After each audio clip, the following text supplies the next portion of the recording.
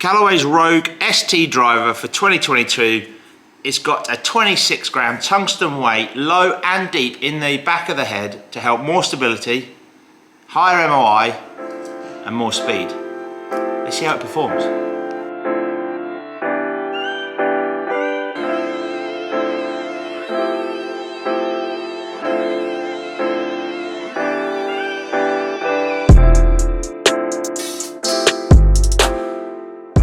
So on first look, looks very traditional and sharp from the bottom. Classic look, classic Callaway. For me, it reminds me when I put the club behind the ball very much of the Callaway XR16 from 2016, so a few years ago in terms of the look. A driver that I personally hit actually really well, so bring back some good memories there. It looks good, there's some good technology. There's 4 heads in total. So there's a range of heads with a majority of draw bias in them, and whether you need low spin or with the triple diamond head, really low spin. So there's plenty of options. What I like about this range straight out the gate is that Callaway have made it really slick and clean. I think the story of this product is going to be really good for 2022. It's going to make fitting it really easy. We're going to put my Rogue X shaft in it. Let's see how it goes.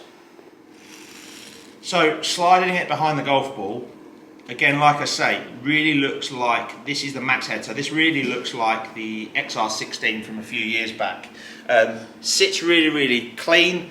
I've always struggled a little bit with Callaway drivers in terms of where the chevron on the top of the head is. It always looks a bit heel biased for me, and I've got a tendency to strike the ball out of the heel anyway.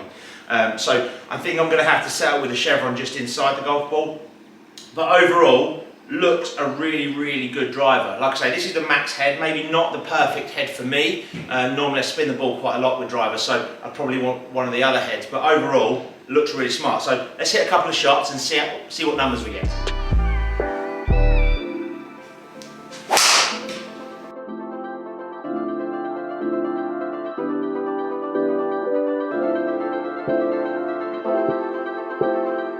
So if we come straight down to the face here, one of the key attributes of the new Callaway driver is the speed frame that sits behind the face. One of the things I love about it is the difference between the colour on the crown and the face. So for me, that really frames the golf ball. But the stability in the speed frame is really going to help you control the high MOI for off-centre strikes. It's performing great so far. So what do we think of that driver? Felt fantastic, felt really solid. It's probably the best Callaway driver I've hit in probably 4 years.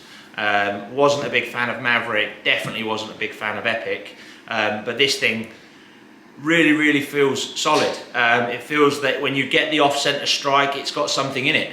It still holds its ball flight. For me, I lose the ball. My bad tendency with most drivers is to lose the ball to the right, and obviously using the max head, that extra bit of draw bias really helped me keep the golf ball on the planet. Definitely not the driver for me though.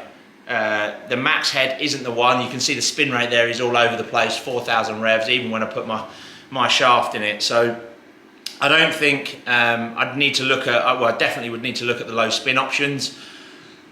But on first feel, it was good. It was really good. Price point this year, they've really nailed it in the 429 mark.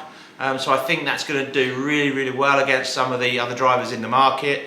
It's definitely something that we need to make sure that's fitted properly. I mean, making sure you get that correct head to make sure that maximises your ball speeds and your spin rates, I think is going to be absolutely vital for you. So just make sure when you're testing out any Rogue product this year, you get the full range in front of you and you make sure you match it up to your spins. But overall, great product.